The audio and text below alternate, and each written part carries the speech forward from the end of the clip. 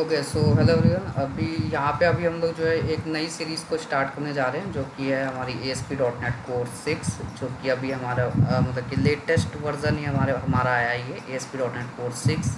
क्योंकि इससे पहले का जो हमारे पास में वर्जन थे वो हमारे थे ये .NET 5, .NET 3 और 2 और 1 ये हमारे पास में चल रहे थे। और जो इससे पहले मतलब जो नॉर्मल था हमारा वो था ASP.NEट वेब फॉर्म्स। तो ये .NET कोर 6 जो है इंट्रोड्यूस क्यों हुआ। .NET कोर 6 को इंट्रोड्यूस करने का जो मतलब कि मेन मोटिव था वो ये था कि हमारा जो मतलब कि ASP.NET कोर 5 था, कोर 3 था, ये यहाँ पे जो है माइक्रोसॉफ्ट को मतलब कि जो है मतलब ये कहते 3 पॉइंट वर्जन के लिए जो है अलग से उनको इम्प्लीमेंटेशन करनी पड़ रही थी। जैसे 3 पॉइंट की अगर आप देखोगे तो 3.1 आया, 3.2 आया, तो उसी तरीके से फिर ये .NET 5 में भी .NET 5 का सीक्वेंस चलने लग गया था। 5.1 5.2 वर्जन आया, तो इस तरीके से जो है मतलब कि जो है माइक्रोसॉफ्ट को अलग से मतलब काफ़ी ज़्यादा एफर्ट मारने पड़ रहे थे इन दोनों को मैनेज करने के लिए। तो अभी जो .NET कोर 6 जो आया है उसमें इन्होंने क्या करा है, .NET कोर 3 और 5 को अभी कंबाइन करके एक ही में इसको लेकर के आ गए हैं, जो कि है अभी हमारा .NET कोर 6। तो .NET कोर 6 में काफ़ी सारे न्यू फीचर्स भी मतलब कि इंटीग्रेट कराए हैं इन्होंने, जैसे कि हॉट लोड हो गया हमारा।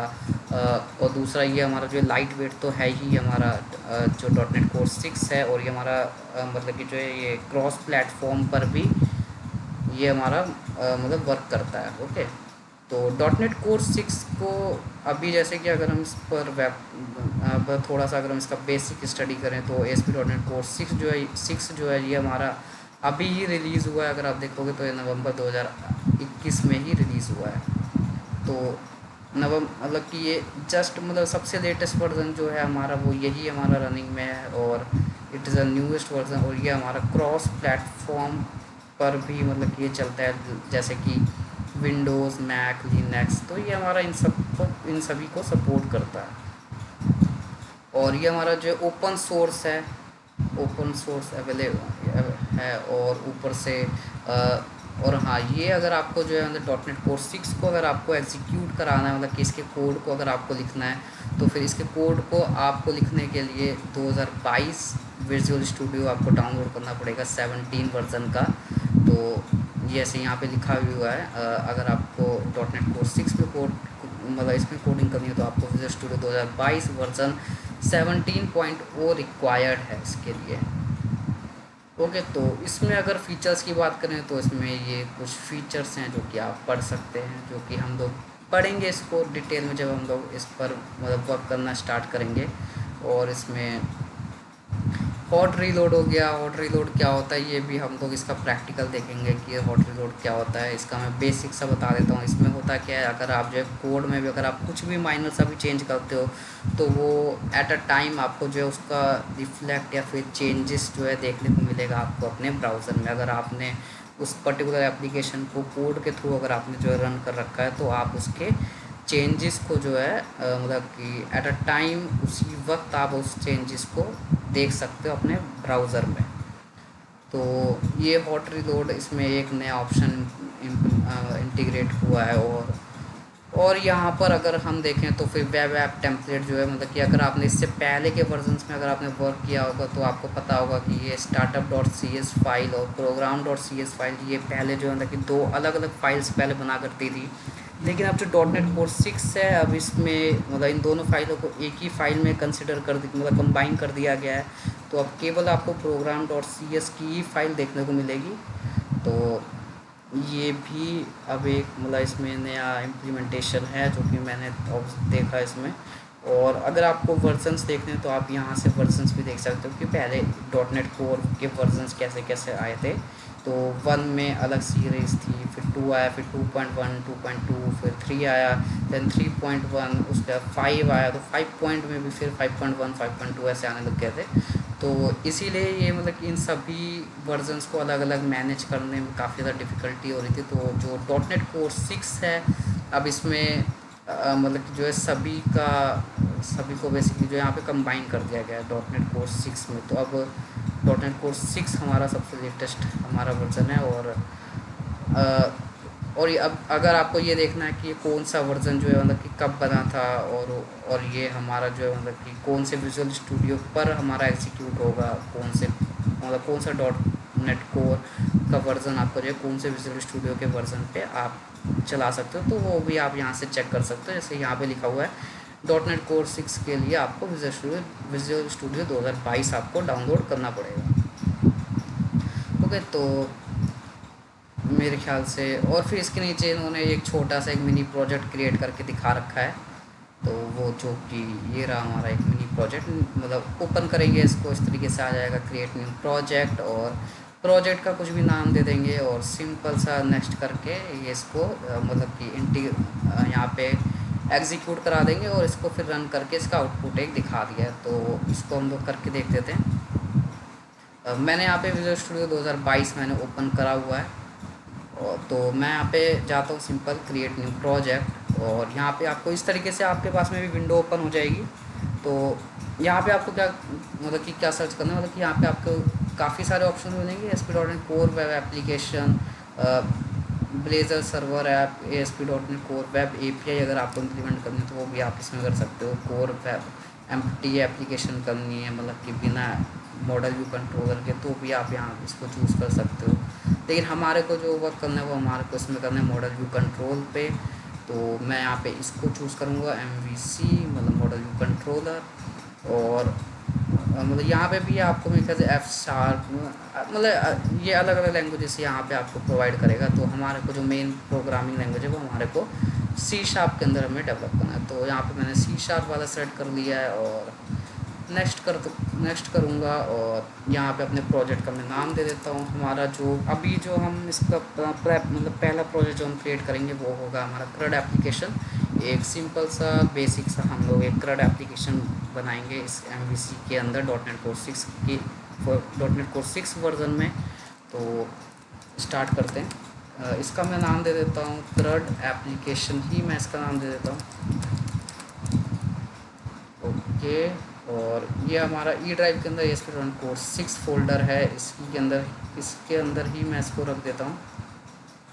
और यहाँ पे सिंपल मैं इसको रन करता हूँ, और यहाँ पे वर्जन हमारा 6.0 ही होना चाहिए। इसको नन रहने दीजिए, मतलब ये सब डिफ़ॉल्ट ही आप अभी फ़िलहाल की रखिए। और ये कह रहा है कि because of file directory with the same name already exist. Okay, मेरे ख्याल से प्रोजेक्ट का नाम ऑलरेडी एग्जिस्ट करता है इस नाम से। तो एक काम करता हूँ, मैं यहाँ पे नाम प्रोवाइड कर देता हूँ सिंपल सा ई-कॉमर्स कर देता हूँ। मतलब वैसे ई-कॉमर्स जैसा कुछ होगा नहीं इसमें, बट ठीक है, मैं यहाँ पे अब इसके लिए इसको ई-कॉमर्स रख देता हूँ। ओके, सो नेक्स्ट करता हूँ और क्रिएट। और ये थोड़ा सा टाइम लगाएगा क्रिएट करने में, लेकिन इसने लगाया नहीं, कर दिया इसने जल्दी। एक बार मैं व्यू पे आकर के सॉल्यूशन एक्सप्लोरर को ओपन कर देता हूँ। तो ये जैसे कि आप देख सकते हो इसने सिंपल सा हमारा मतलब यहाँ पे पेज इसने यहाँ पे क्रिएट कर दिया है। ये रहा हमारे पास कंट्रोलर्स, मॉडल और व्यूज़। और जैसे कि हमने पढ़ा था कि program.cs में अब इन्होंने startup.cs और program.cs दोनों का इन्होंने एक ही में मिक्स कर दिया है। तो यहाँ पे हम लोग इसको देख सकते हैं। अभी मैं एक काम करता हूँ, मैं पहले तो मैं इसको रन ही कर देता हूँ डायरेक्ट पहले, बाद में हम लोग इस पर स्टार्ट करते हैं। पहले सॉल्यूशन बिल्ड कर देता हूँ, और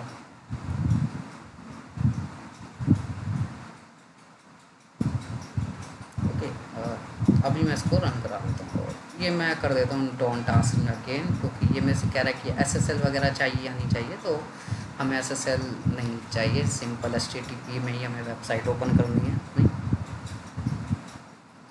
ओके,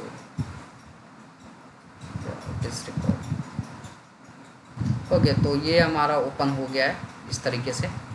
तो मैं एक काम करता हूँ, मैं यहाँ पे छोटा सा मैं यहाँ पे चेंज करके देख लेता हूँ व्यू में आकर के, और होम के अंदर इंडेक्स वाली फ़ाइल हमारी कॉल हो रही है। ये भी मैं आपको बताऊँगा कि मेरे को कैसे पता चला कि इंडेक्स की फ़ाइल ही कॉल हो रही है। मतलब वैसे बेसिक है कि इंडेक्स ही पहले कॉल होता है, बट हाँ वो भी अभी मैं इसको मैंने कर दिया है सेव, और अगर मैं इसको रिफ्रेश करूँगा तो नहीं हुआ चीज़। एक काम करता हूँ, इसको वापस से रन करता हूँ।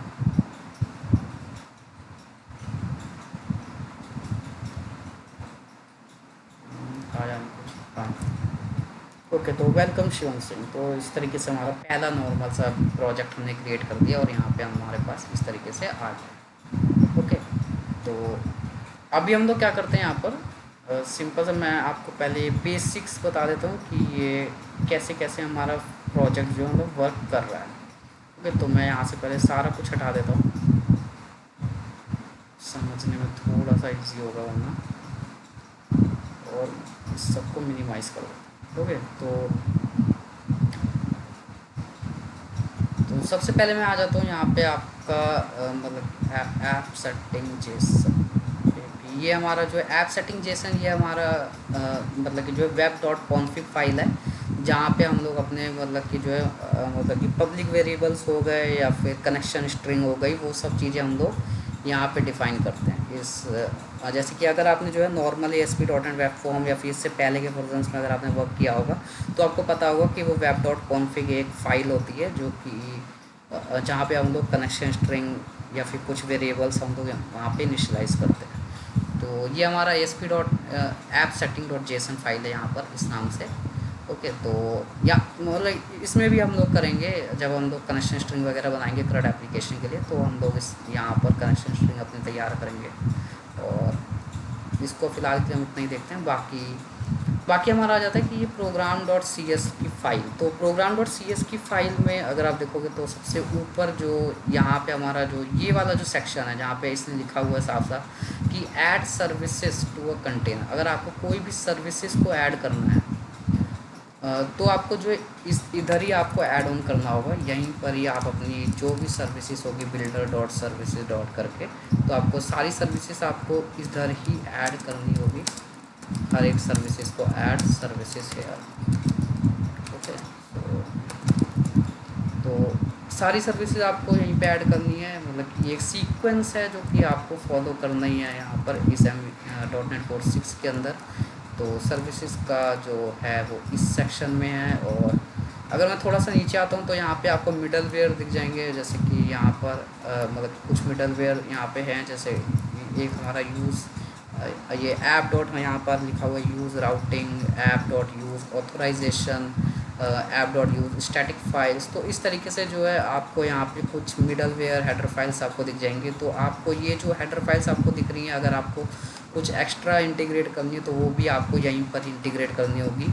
और हाँ, यहाँ पे एक चीज़ का आपको ध्यान रखना है कि जो भी आप हेडर फाइल इस यहाँ पे इंटीग्रेट करो, नई हेडर फाइल अपनी नए मिडल वेयर आप यहाँ पे इंटीग्रेट करो, तो वो चीज़ आपको सीक्वेंस वाइज ही रखनी है। मतलब कि ऐसा नहीं कि आगे पीछे सीक्वेंस आपके हो रहे हो। जैसे कि एग्ज़ाम्पल के तौर पे अगर मैं आपको बताऊँ, लेट्स सपोज़ कि आपने यहाँ पे जो मतलब कि पहले आपने ऑथराइजेशन कर दिया, और अगर आप यहाँ पर इसके बाद फिर अगर आप ऑथेंटिकेशन की अगर आप करते हो, जैसे कि यूज़ ऑथेंटिकेशन, तो ये गलत हो जाएगा। ऑथेंटिकेशन हमारा यूज़ ऑथेंटिकेशन हमेशा जो है ऑथराइजेशन से पहले आना चाहिए। तो इस सीक्वेंस को आपको ध्यान रखना है कि सबसे पहले ऑथेंटिकेशन आएगा। एक सेकेंड, थोड़ा सा अटक गया ये। हाँ, तो सबसे पहले हमारा ऑथेंटिकेशन आएगा, उसके बाद में फिर आपको ये ऑथराइजेशन मतलब यहाँ पे आपको ऐड करना होगा। तो ये कुछ सीक्वेंस है जो कि आपको ध्यान रखना होगा, ये आगे पीछे नहीं होना चाहिए। तो यहाँ पे अभी के लिए मैं इसको कमेंट कर देता हूँ, एज इट इज़ ही रहने देता हूँ जैसा है ये। तो ऑथेंटिकेशन होपफुली आप मतलब ये आपको क्लियर हो गया होगा कि यहाँ पे आप अपने सारे के सारे मिडल वेयर्स को इम्प्लीमेंट करेंगे। और यहाँ पे हमारा जो ऐप डॉट रन है, यहाँ पे मतलब कि फाइनली जो है सब जो भी कुछ आपने इसके ऊपर कॉन्फ़िगर किया होगा, इन सबको लाइन बाय लाइन एग्जीक्यूट कराते हुए आएगा। और एट द एंड में वो क्या कर रहा है, यहाँ पे ऐप को एग्जीक्यूट करा दे रहा है। तो ऐप को एग्जीक्यूट कराने के अंदर ही आपको सारा का सारा अपना काम करना है। मतलब अगर आप सोचें कि मैं यहाँ पे ऐप डॉट रन के नीचे अगर मैं कुछ चीज़ें डिफ़ाइन कर देता हूँ तो वो फिर वर्क नहीं करेगी। अगर मैं यहाँ पे कोई नई हेडर फाइल इंक्लूड कर देता हूँ या फिर मैं यहाँ पे कोई नई जो मतलब सर्विसेज को अगर मैं ऐड ऑन कर देता हूँ तो वो मतलब गलत हो जाएगा, तो वो ऐप डॉट रन के बाद में वो जाएगा ही नहीं नीचे। तो इसीलिए आपको ये यहाँ पे चीज़ें मतलब ध्यान रखनी है कि ऐप डॉट रन के नीचे आप जो भी लिखोगे वो उस लाइन को कंसिडर नहीं करेगा।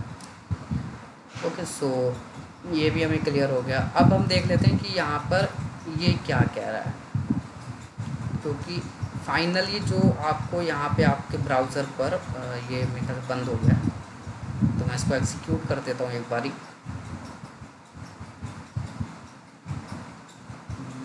होने वाला है। हाँ, तो ये जो आपने यहाँ पे मतलब कि पेज आपने जो देखा है यहाँ पे, ये जो पेज है नॉर्मल सा इंडेक्स पेज है वैसे यहाँ पे, ठीक है। यहाँ पे या तो मैं स्लैश डाल के इंडेक्स ले दूँ या फिर ना लिखूँ, तो बाय डिफ़ॉल्ट इंडेक्स को ही कर रहा है यहाँ पर। तो ये पेज बाय डिफ़ॉल्ट कॉल हो कैसे रहा है, मैं ये अभी हम समझ लेते हैं। तो अगर मैं सॉल्यूशन पर आता हूँ, यहाँ पे जैसे कि लिखा हुआ है, इसको मैं यहाँ पे अंतिम कर देता हूँ, हटा। ओके, हाँ, तो यहाँ पे ये बता रहा है कि नेम डिफ़ॉल्ट है और पैटर्न मतलब कि हमारे को जो कैसा फॉलो करना है। अगर हमारे को अपना कोई पेज अगर हमारे को बाय डिफ़ॉल्ट कॉल कराना है तो हमारे को कैसा पैटर्न फॉलो करना है। तो यहाँ पे कह रहा है कि कंट्रोलर है, कंट्रोलर, उस कंट्रोलर का नाम क्या है, होम। तो यहाँ पे अगर मैं जाता हूँ कंट्रोलर फोल्डर के अंदर, तो यहाँ पे आपको दिख रहा है कि एक होम कंट्रोलर है हमारा यहाँ पे। तो ये होम कंट्रोलर पे जाएगा और यहाँ पे होम तक ही हमें कंसिडर करना होता है। इसके आगे कंट्रोलर इसका डिफ़ॉल्ट आपको रखना ही रखना है, नहीं तो ये कंट्रोलर में इसको कंसिडर नहीं करेगा। तो इसलिए मतलब होम इसका नाम है, इस कंट्रोलर का नाम क्या है, होम है। इसके आगे जो आपको दिख रहा है कहीं होम कंट्रोलर पूरा नाम, तो एक्चुअल में इसका नाम केवल होम तक ही है, कंट्रोलर इसमें रहेगा ही रहेगा क्योंकि ये कंट्रोलर है। तो होम कंट्रोलर ये पूरा है, तो इसको हम बोलेंगे होम। तो कंट्रोलर का नाम क्या हमारा होम है। एक्शन पे आ जाते हैं, तो एक्शन में क्या कह रहा है, ये इंडेक्स है और ऑब्लिक करके आईडी में ये मतलब कि ये हमारा जो ऑप्शनल है। अगर हम यहाँ पे वैल्यू पहुँचाएँ या ना भी पहुँचाएँ तब भी वो एग्जीक्यूट कर देगा, मतलब ऑप्शनल है ये। तो एक्शन में इसने क्या कह रखा है, इंडेक्स। एक्शन मतलब हुआ कि ये व्यू है कि यहाँ पे जो है कौन से व्यू को उसको रिफ्लेक्ट करना है।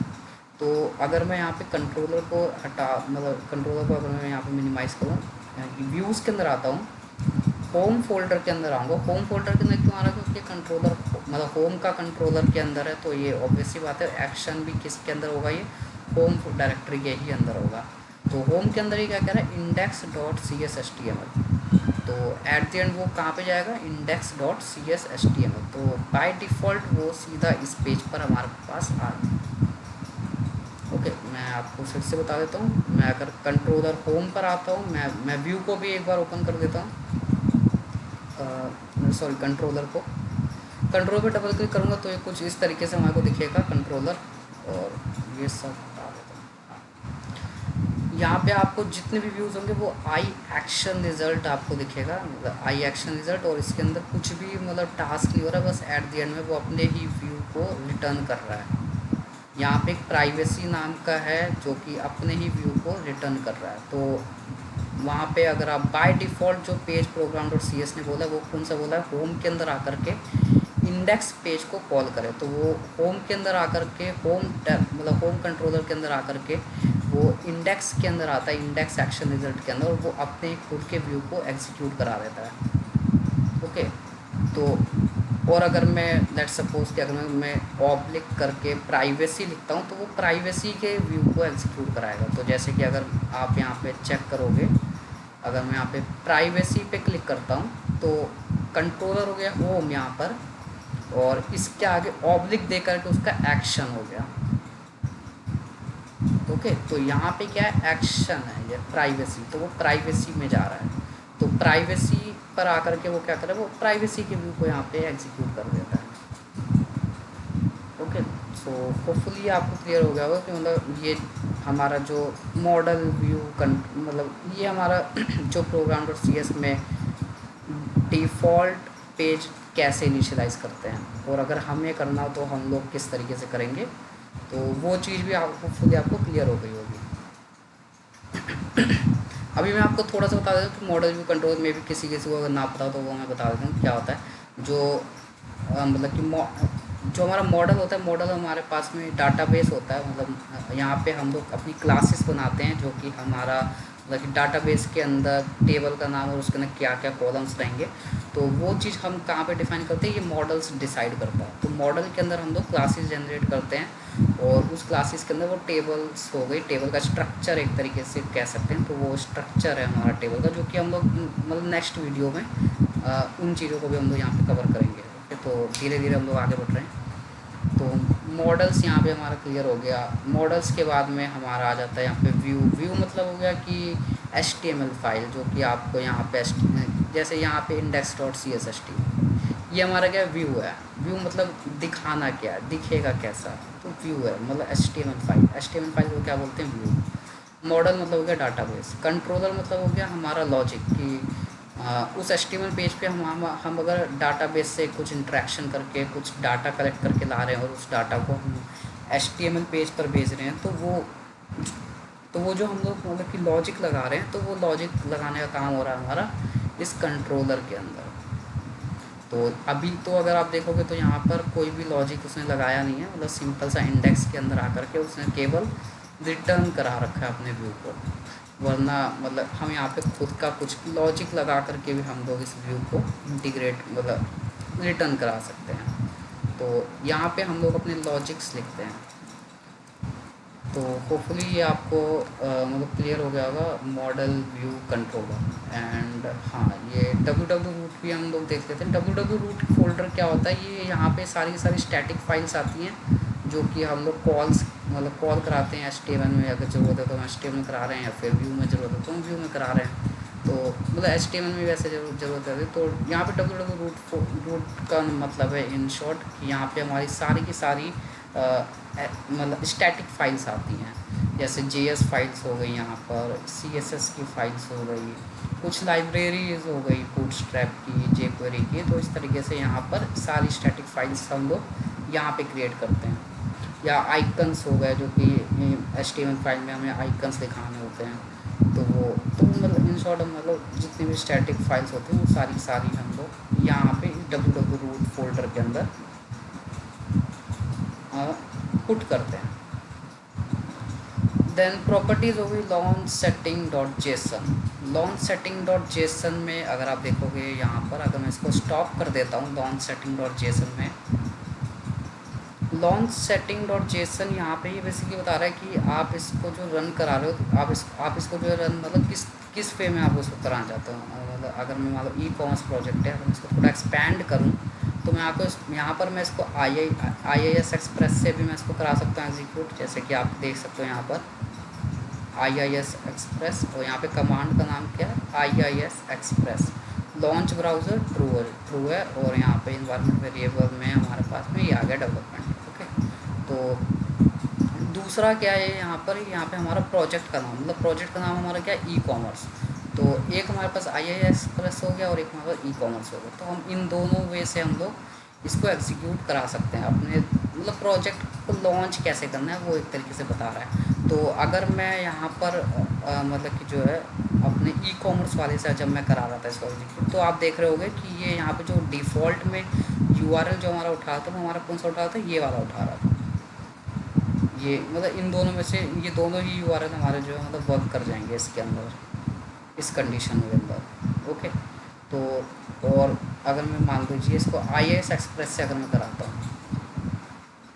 ओके, तो लेट्स सी, देखते हैं कि क्या होता है, मतलब कौन से पोर्ट पर ये ओपन करता है। IIS एक्सप्रेस 443 वाले पे करेगा वैसे तो, जैसे कि यहाँ पे लिखा हुआ है, ये रहा IIS एक्सप्रेस के लिए 44348।